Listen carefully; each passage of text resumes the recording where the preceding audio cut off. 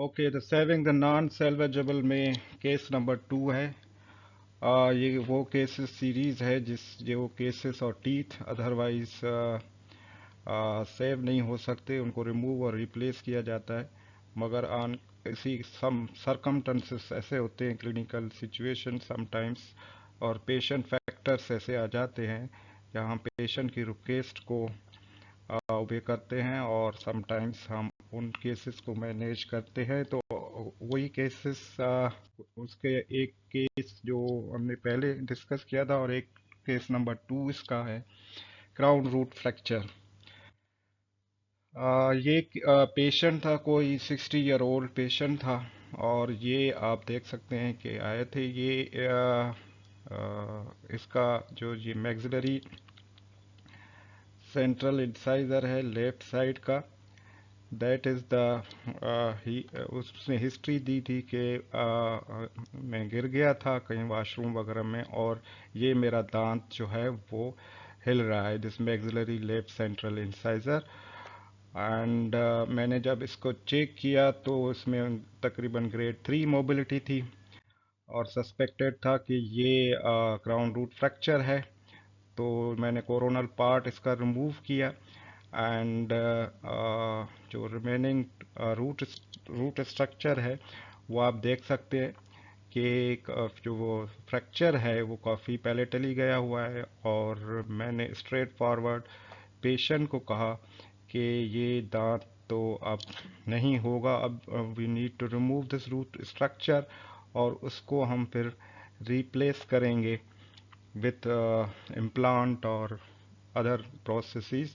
मगर पेशेंट ने कहा कि डॉक्टर साहब, अभी तो कल मेरी एक तकरीब है, मैं रिटायर हो गया हूँ, तो उस सिलसिले में मुझे तो जाना है, तो प्लीज़ कुछ करें और कोई भी इस वक्त इसको मैनेज करें, फिट करें ताकि कल मैं अपनी वो कर सकूं।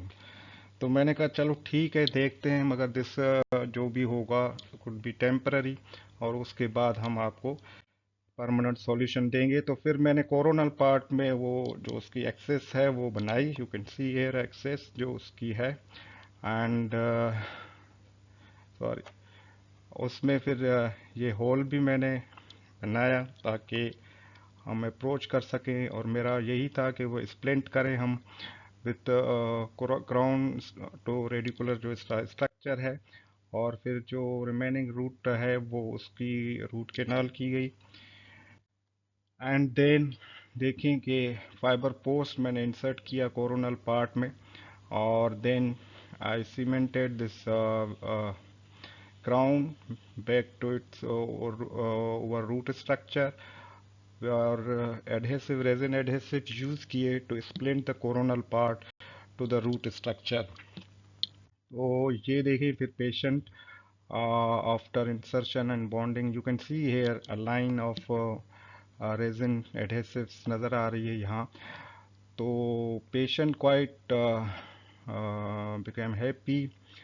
मगर मुझे अगेन प्रोग्नोसिस इसकी डाउटफुल है। मैंने पेशेंट को सारा बता दिया और मैंने उनको कहा कि देखिए फिर आइएगा, मैं इसका परमानेंट हम सॉल्यूशन निकालेंगे। मगर पेशेंट फिर आया नहीं और काफ़ी महीनों के बाद आया। मगर मैंने जब चेक किया उसको तो वो फॉर्म था स्टिल। और फिर मरीज़ का यही था कि अभी चलने दो, जब गिरा तो फिर देखेंगे।